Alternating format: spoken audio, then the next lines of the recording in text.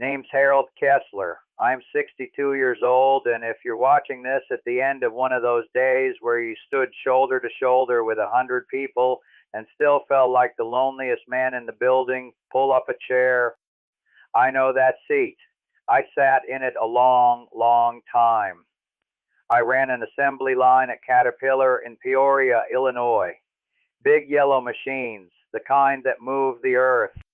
My whole working life was torque, wrenches, and shift whistles, and the smell of cutting oil that never quite washes out of your hands. 32 years I did that. I was good at it, and I want that on the record because I wasn't good at much else. I could feel a bolt quarter turn from stripping without looking at the gauge. 32 years teaches you that.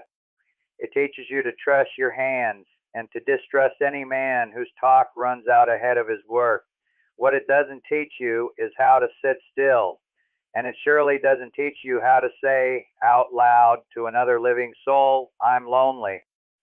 I never learned that word. Men like me, from where I'm from, we don't. You fix the neighbor's mower without being asked. You don't say the thing. I'd been divorced about 20 years by then. Ancient history, my fault as much as hers. A marriage that ran out of gas and coasted to a stop while I was pulling doubles. We had a daughter, Kim. She's up in Rockford now, grown kids of her own. I love that girl to the ground, and I could go 3 months without picking up the phone because every time I did, I couldn't think of one single thing to say that wasn't the weather. That's not her doing. That's mine. So that was me at 58 divorce. The line, a rented half of a duplex, a recliner, and a routine so tight you could set your watch by my supper. I told myself I was fine. Fine is the word you reach for when you've quit looking too close. Then one Tuesday in February, the floor came up to meet me. I don't remember it the way you'd think. No white light, no life flashing by. I remember the concrete cold against my cheek and thinking, this is dumb. I've got 40 units to run. Then a fella named Reyes was hollering my name from a long way off, like down a well heart attack. Widowmaker, the doctor called it after, which is a heck of a thing to say to a man who lives alone. They cracked me open at Methodist, put a couple of stents in, and told me I was one of the lucky ones. Lucky. I lay in that bed 4 days and nobody came. That's not me fishing for pity. I'm just telling you the shape of it. Kim called twice, and I told her, don't drive down, don't be silly. I'm fine. There's that word again. A card came from the plant signed by 20 men I'd worked beside for decades, and I couldn't have told you the names of half their wives, a whole life. And when the floor came up, there wasn't a soul standing over me. And here's what they don't warn you about surviving. They send you home and they say, take it easy, no lifting, no stress. For a man whose entire self was lifting and doing, that isn't rest. That's a cell. I sat in that recliner with a pill organizer, the size of a tackle box, watching the light crawl across the wall, and the question I'd kept folded up small, my whole life, finally got too big to fold. Who is actually around me? If I go down again, and I might, who's the one that comes? I didn't have an answer. That was the answer. Now, my buddy Chuck ran the line 2 stations down from me for years. Retired a while back and did the strangest thing a Peoria man can do, up and moved to Thailand. Married a Thai woman, built in some corner of the country I couldn't have found on a map, a region called Isian, out by a city called Udon Thani. We stayed in touch the way old line guys do, which is barely a message every couple months.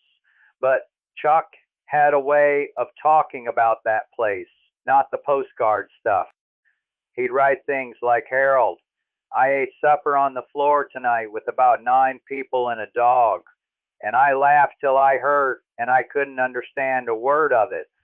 I'd read that in my recliner with my tackle box of pills, and I'd think, 9 people. Imagine that, 9 people at your supper. He'd been telling me for years, come see it. I always had a reason not to.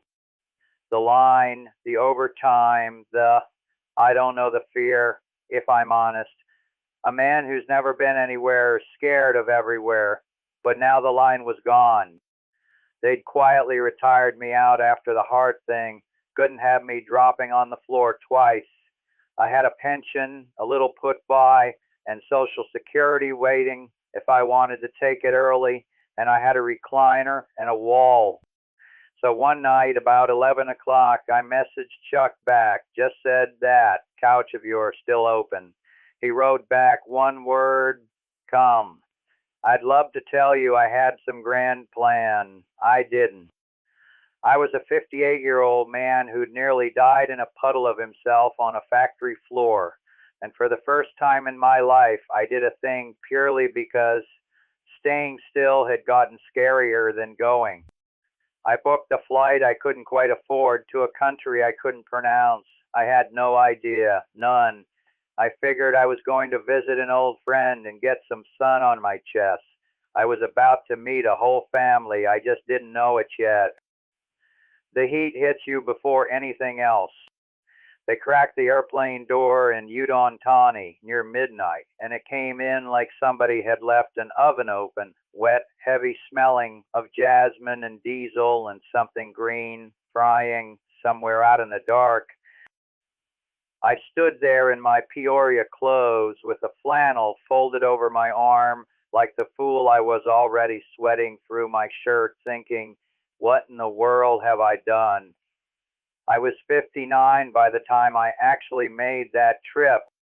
Took the better part of a year to get cleared to fly the heart, the pills, a doctor who frowned at the whole idea, but there I was.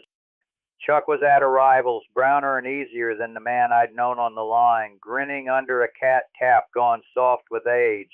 He threw my bag in the back of a pickup and drove us out of the city into the black. And the dark out there is a full dark, patties on both sides, the shine of water between the rice, a dog trotting along the shoulder like he had somewhere to be, and every so often a temple lit up gold on a rise, a watt, Chuck called it, glowing like somebody left the good lamp on for God. First morning I woke before dawn to a sound I'd never heard, a low chanting, and then Chuck's wife Gail out at the road in the gray light, kneeling barefoot, spooning rice into the bowls of monks in orange robes who came walking by single file, not a word, just a slow line of them taking food from the whole street. Takbat, they call it, almsgiving. I stood in the doorway in my undershirt watching a thing older than my whole country happen quietly on a Tuesday, and something in my chest went still. Chuck laughed at my face. Gets you, doesn't it? He said. Come on. I'll buy you the best breakfast you ever ate for less than $1. Now understand, I am a meat and potatoes man. Peoria. My idea of foreign food was the taco place by the plant. So when Chuck walked me down a red dirt lane to a little stall with a blue tarp and a woman behind it going poke, pock, pock, with a wooden pestle and a tall clay pot, I did not know I was walking up to the rest of my life. Her name was Nook.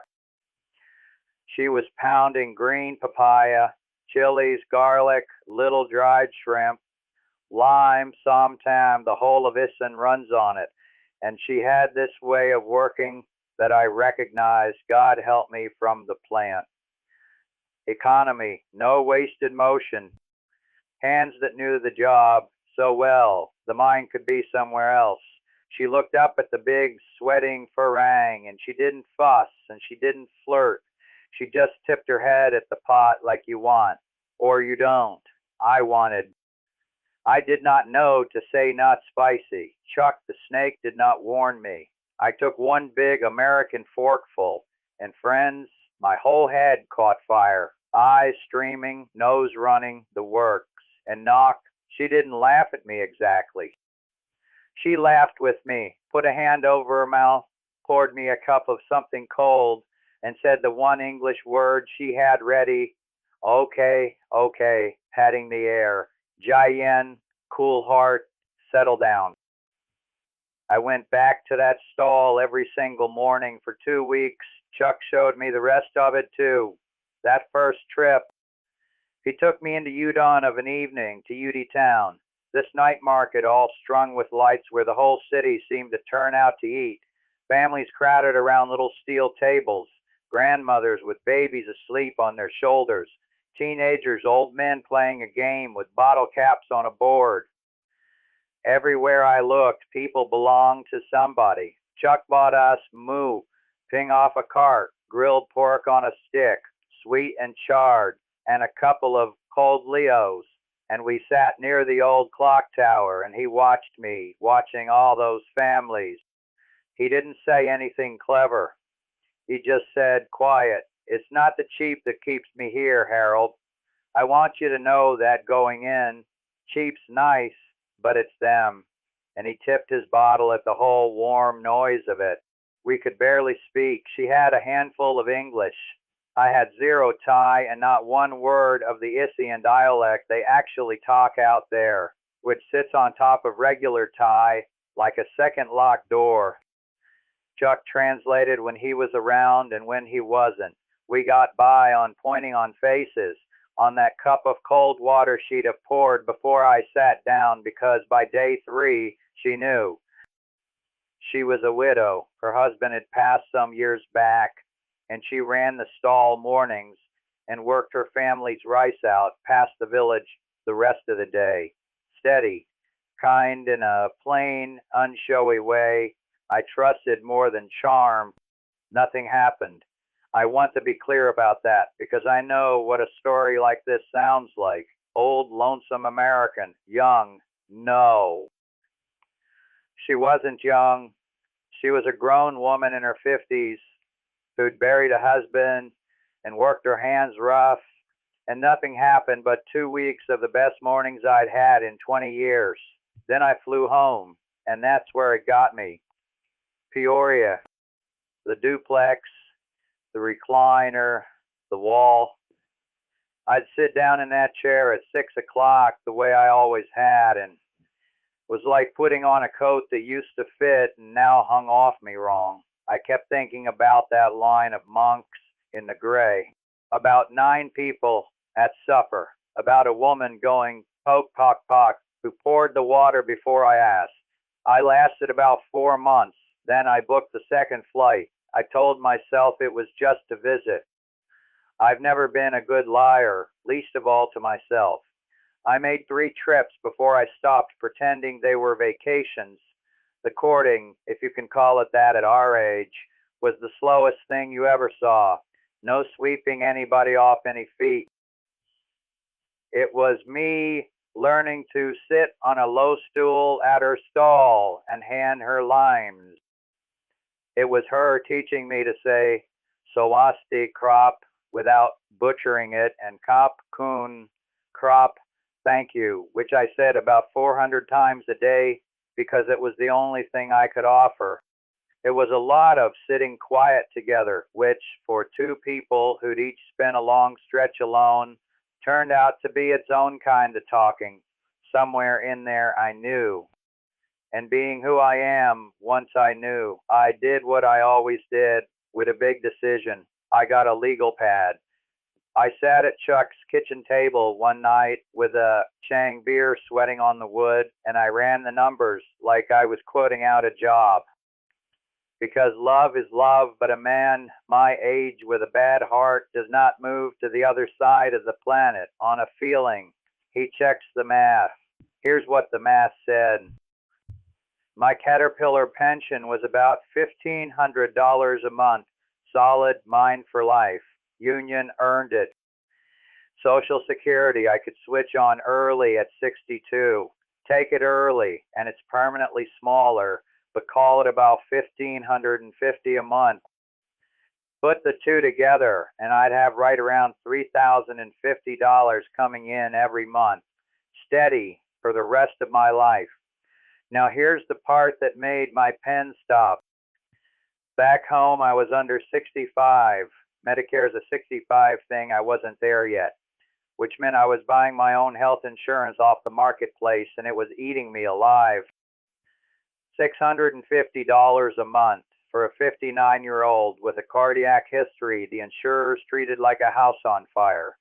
$650 before I paid rent or ate a bite. That number had been quietly strangling me for 2 years. You don't pay that in a rice village. That whole line item just gone. Then I ran what it actually cost to live out there as a couple, honest everything in. A simple house near her family, about 6,000 baht a month, call it $180. Power and the fan and a little air con, 2,500 baht, 75 bucks. Food, and we eat well, market fresh every day, about 12,000 baht, 360 odd dollars. The motorbike fuel for the truck, a song thao into the city, another 3,000 baht. Phone and internet, 1,000. Private health insurance for me, because at my age you carry it for the big stuff, plus my heart pills, 5,000 baht. And a cushion for the rest, festivals, the temple, family, 4,000 baht, added it all up. About 33,500 baht a month, a little over $1,000 for two people living decent. I sat and looked at that a while. 3,050 coming in, 1,000 or so going out. That's better than $2,000 a month left over in a place where I could reach across the table and touch people who wanted me there. I'd never in my life had that kind of room. And I want to be straight with you. A good chunk of that surplus doesn't sit in a bank. It goes back into the rice at harvest, into the wat, into a niece's school books by choice. That's not a cost. That turned out to be the whole point. The visa I worried over because I'd heard the horror stories, but I'm over 50, well over, so the retirement track was open to me. The cleanest way, the way Chuck did it, is a thing you do inside the country. You convert your entry into a non-O, and being past 60, it doesn't drag you into that mandatory insurance mess the from home visa does. You show the money, 800,000 baht, about $24,000, parked in a Thai bank and seasoned a couple of months, and it's still your money. It just has to sit. My savings covered it with room. There's also a marriage-based route, since Nook and I were headed that way, and folks say the bar on that one's lower. But I let the lawyer handle the fine print, and I planned around the retirement numbers because those I could stand on. So I did it. Took Social Security early. Sold down the duplex's worth of a life. The recliner went to a guy for 40 bucks, and I was glad to see it go. Told Kim on the phone, and there was a long, quiet, and then she said, "Dad, you're doing what?" And I couldn't explain it, so I just said the truest thing I had. "Kimmy, for the first time since your mother, somebody poured the water before I asked." She didn't get it. But then, she would. I flew one way, married that steady, kind woman. In a ceremony, I understood about 1/10 of, and I moved into a little house beside her family, thinking I finally had the whole thing figured out. I had figured out nothing. I'd just done the math on the money. Nobody hands you a legal pad for the rest of it. The house was simple and I loved it on sight. Concrete and tile, cool floors, a tin roof that sang when the rain came, a porch that looked out over green paddy that went to the tree line. Ours.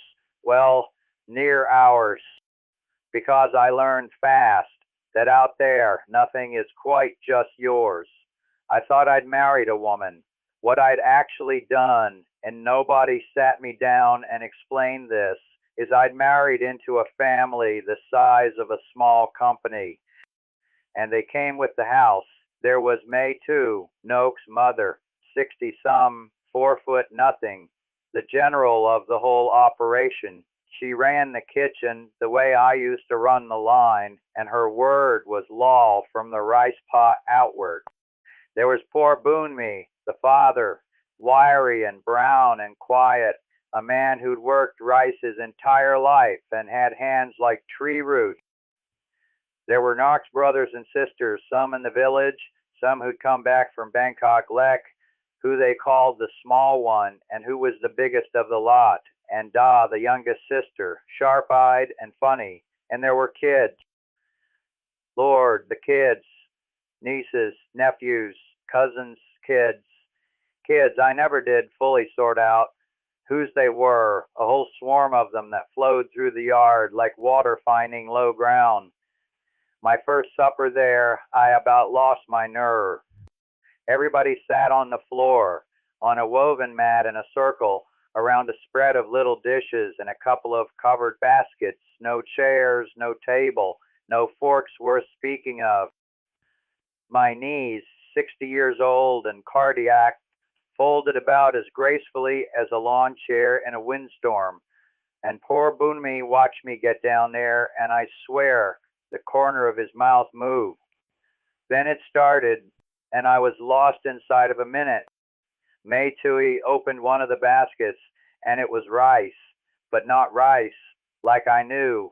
This was con niao, sticky rice, and you eat it with your hand.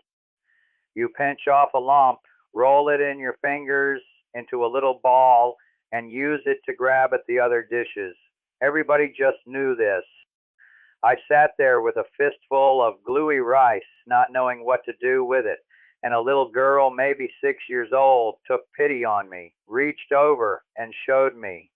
Squish, roll, dip, taught by a kindergartner. That was my introduction to Eisen dining. There was Somtam, and I knew to fear it. Now there was gay yang, grilled chicken, smoky and good safe ground. There was lob, minced and herby and bright. And there was a small dish, dark, that everyone kept reaching for. And Nook gave me a careful look and said one of her longest English sentences, Harold. Maybe no, it was pla ray fermented fish, Eastern soul food, and to a Peoria nose, an absolute wall. Pungent, doesn't touch it. I tried because I wanted so badly to belong, and I couldn't get it past my face. Meitui watched me try and fail, and she barked a laugh and said something that turned the whole mat into a roar, and I laughed too, even though I was the joke, because what else do you do?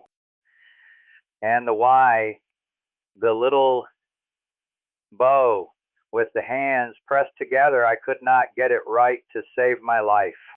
Turns out there's a whole invisible ladder to it. How high you bring your hands, how deep you dip, who goes first, it all depends on who's older, who's a monk, who's who.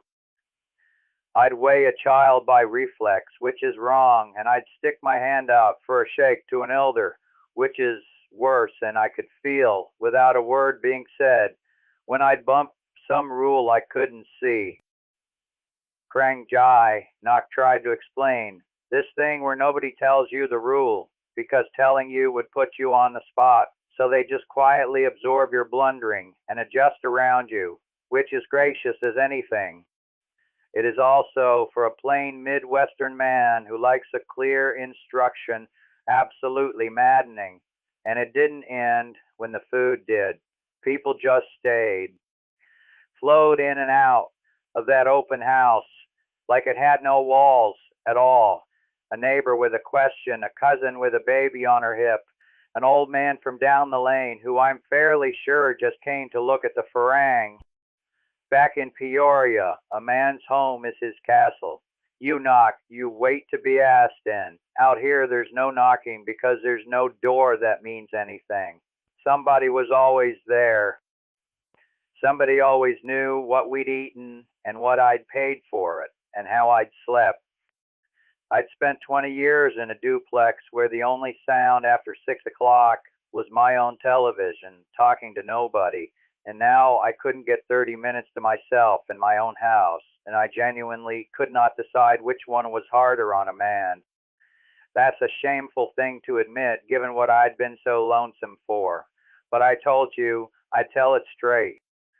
I sat on that floor at my own wedding of a life, ringed by people who'd taken me in, who kept spooning the good pieces onto my plate, who laughed and reached and talked over each other in a language that ran past me like the river past a rock, and I have never in my life felt so completely, thoroughly alone, surrounded, fed, wanted, even, and an outsider so total I might as well have been furniture.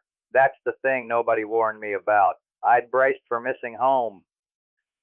I had not braced for being lonesome in the very middle of the exact belonging I'd crossed the planet to find. I smiled all night. My face ached from it.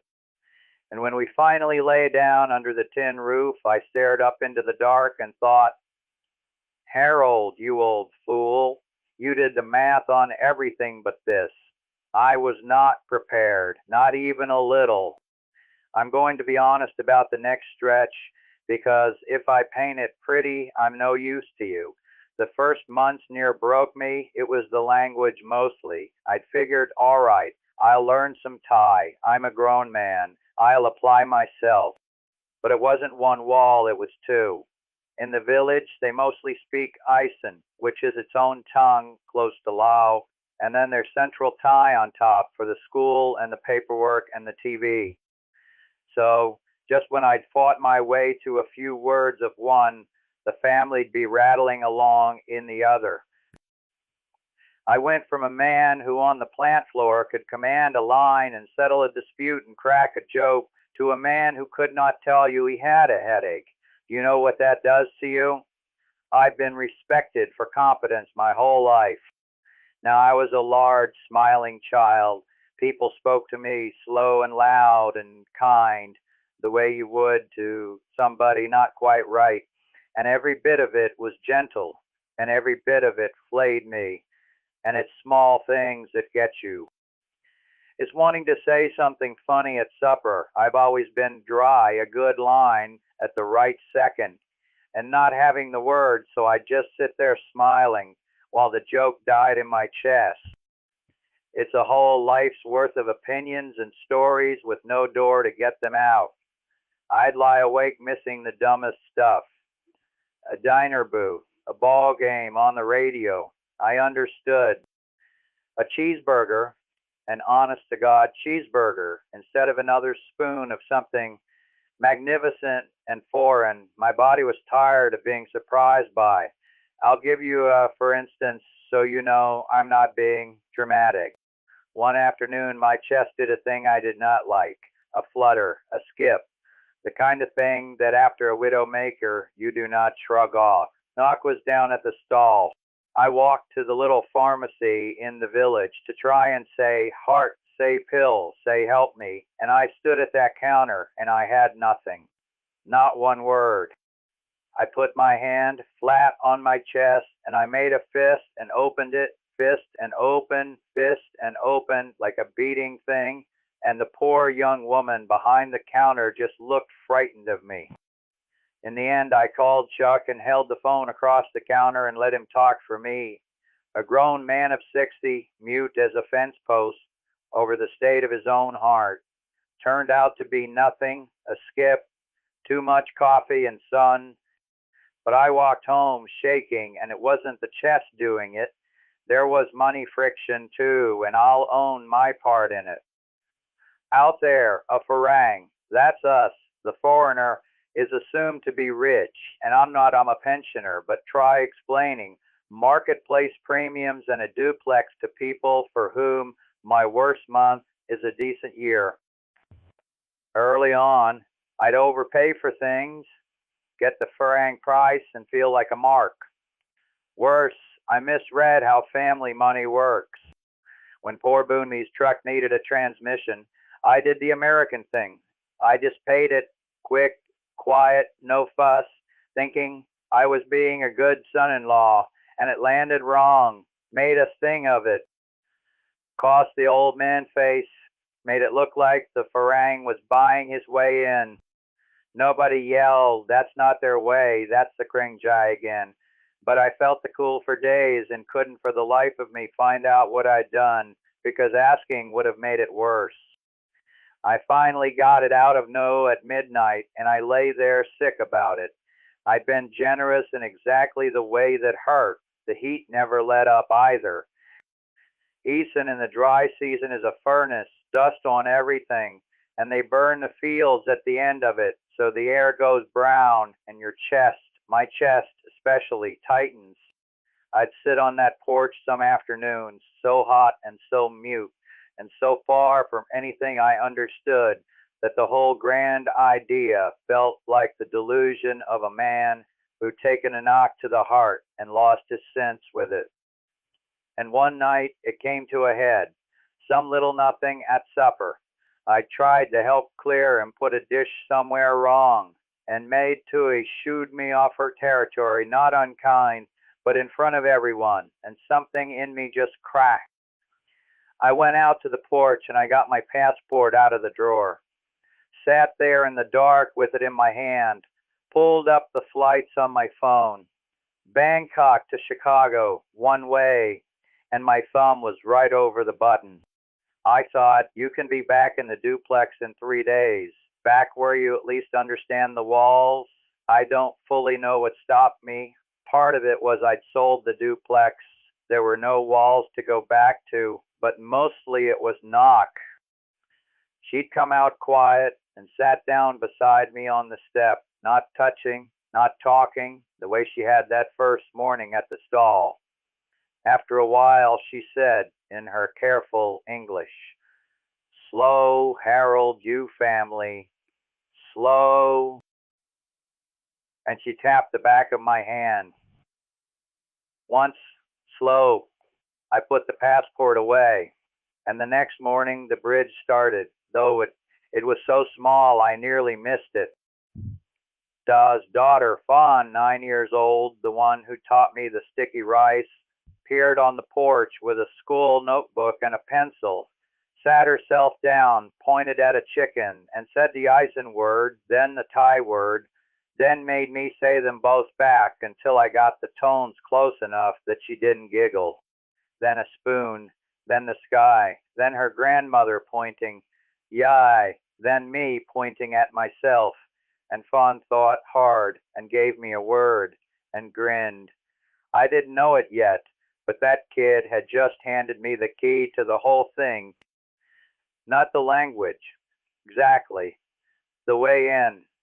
The turn when it finally came didn't come from words, it came from work. Should have known. It was always going to be work with me. It was harvest.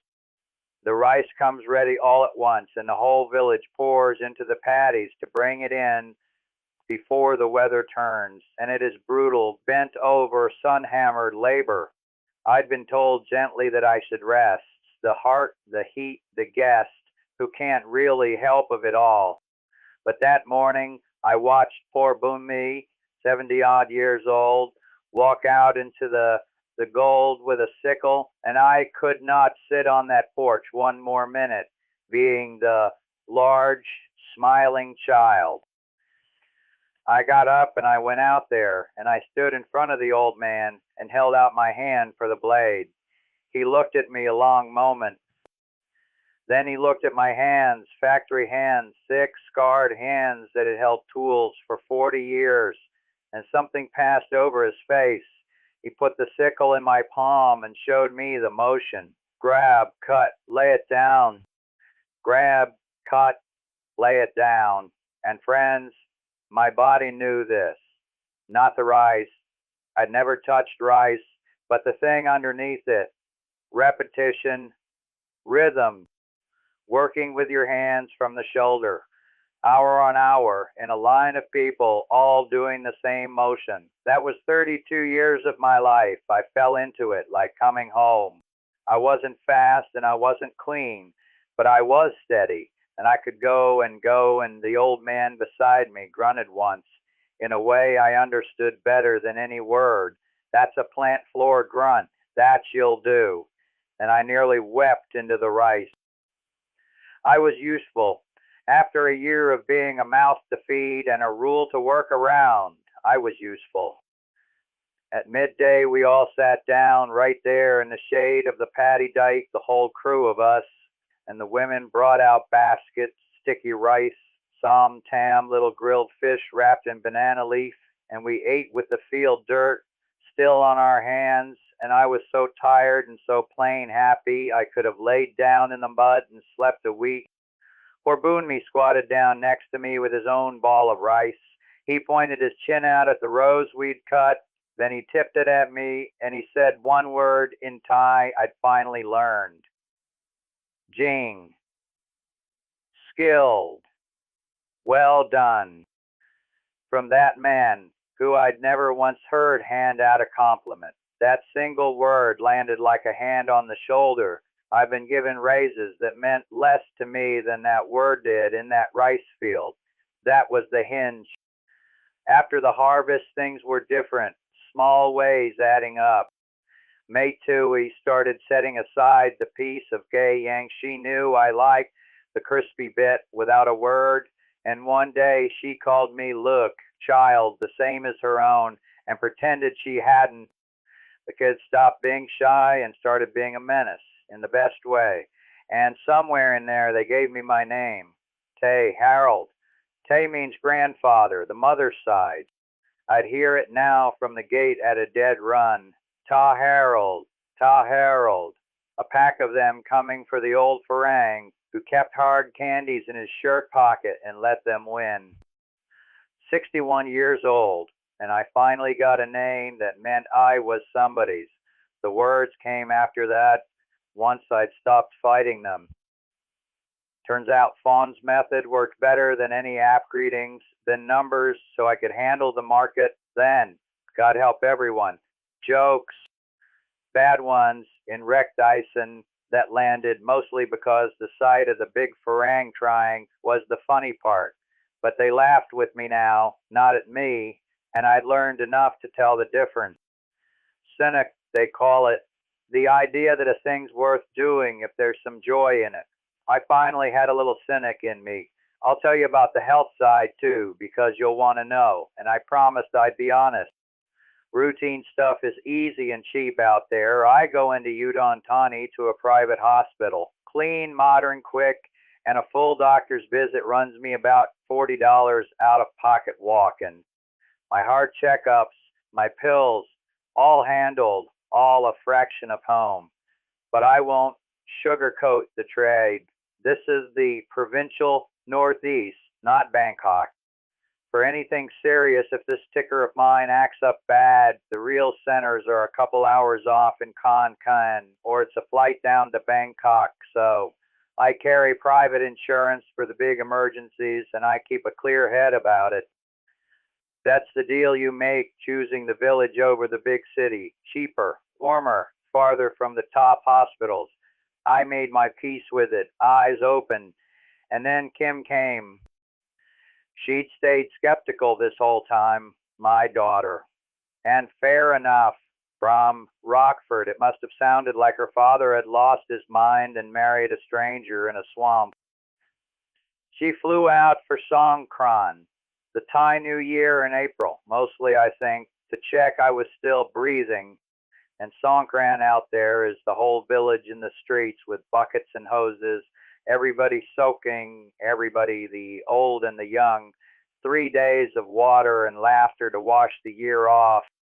I watched my grandkids, Nock's grandnieces and nephews, but mine now ambush their new great aunt Kim with a garbage can of water, and I watched my careful Rockford daughter shriek and then laugh in a way I hadn't heard since she was small. That night she sat by me soaked, and she watched May Tui fuss a plate in front of me and the kids climb all over their Tay Harold, and she got quiet. She said, "Okay, Dad. Okay, I get it now. 2 years I'd waited for that." Poured the water before she asked, so here I am, 62 years old, a little past 2 years since I moved into that house beside the Paddies. And I'll tell you what a morning looks like now, because the mornings are how I know. I'm up before the light. I take a little rice out to the road, and I give it to the monks the way I once stood in a doorway and watched Gay do, kneeling barefoot in the gray, saying my clumsy words, giving before I've had a thing myself. Akbat. 2 years ago it undid me to watch it. Now it's just Tuesday, and it still settles my chest every single time. Then coffee on the porch while the mist burns off the green. Nook's already gone to the stall. Pock, pock, pock down the lane, and I can hear it, and it's the best sound I know. I'll ride the motorbike into the village, or take the Songthao into Udon for whatever's needed. The market, the bank, the hospital, a walk around Nong Prajak Park where the whole city comes to breathe in the evening. Some days there's rice to tend. Some days a niece needs a ride, or poor Boonmi needs a hand with a fence, or there's a temple fair with the Moor Lamb music going till all hours. And every so often we drive out to see the Red Lotus Sea in the cool months, this old lake gone pink with flowers, or take the grandkids to Ban Chang, where they dug up pots older than about anything. And I stand there, a Peoria factory man, among things that were made 3,000 years before Caterpillar poured its first machine. And I feel about the right size the money holds, the way the legal pad said it would. About $3,050 a month comes in the pension and the Social Security together. Couple's life out here runs us a little over 1,000, and that leaves more than 2,000 a month. I mostly don't keep. It goes into the rice, the watt, the kids' schooling, a new roof for May Tui, and I've never spent money that came back to me so many times over. That right there is the return on it. Not a number in a bank, a pack of kids at the gate. I won't tell you it's paradise because you'd be right not to believe me, and because the honest parts are the ones worth trusting. The heat still wins some afternoons. I still can't eat play ah, and I've quit trying. My Eisen is decent now. My Thai is rough, and there's a whole deep river of what my family says to each other that I'll never fully wade into. I've made my peace with catching most of it and loving all of it. I miss Kim hard some days. 2 years and a video call is not a grandchild in your lap. And Lord help me, some nights I would trade a very fine som tam for one honest American cheeseburger and a booth to eat it in. That ache never fully goes. You just carry it. But here's the thing I came all this way to figure out, and I'll give it to you plain, because plain is all I've got. I spent my whole life alone in a crowd. 32 years shoulder to shoulder with men I couldn't have named their wives, a marriage I let coast to a stop, a daughter I couldn't find the words for, and a heart that finally quit on a factory floor with nobody standing over me. I was surrounded my entire life, and I was by myself the entire time. And then at 60, I moved to a village on the far side of the world, married a woman I could barely talk to, and got taken in by a family I was in no way prepared for. The floor, meals, and the fermented fish, and the rules nobody'd say out loud, the whole beautiful, maddening lot of it. I was not prepared. I've said that the whole way through, and I mean it. Nobody hands you a legal pad for being loved. You just have to sit down on the mat and be bad at it for a good long while and let them work around you until one harvest you look up and you're not the guest anymore. You're to Harold. And there are children running at the gate, and they are running for you. I've got a mother-in-law who feeds me and calls me child, a father-in-law who works beside me and doesn't need the words, a wife who poured the water before I asked and never stopped, and when this old heart of mine finally does quit for good, and it will, that's the deal. I know for the first time in my life exactly who'll be standing over me. I wasn't prepared. I'm grateful past saying that I came anyway. Before I let you go, one last thing from one old fella to whoever's still sitting there, if any of this landed for you. If you've got that same itch I had, wondering whether the numbers could ever work for somebody like you, somebody plain, on a pension, not rich, there's a free tool down in the description worth a look. The Honest Thailand Retirement Starter Kit. It's called. I didn't make it, and I'm not selling you one thing. It's just a straight self check that'll tell you honest whether this is even worth your while, as ready to talk you out of it as into it, and a little worksheet where you run your own real numbers, city by city, the way I ran mine on that legal pad. Costs you nothing. And if it tells you to stay right where you are, well, that's an honest answer too, and worth knowing. That's all I've got. Take care of your heart. Somebody out there wants it around.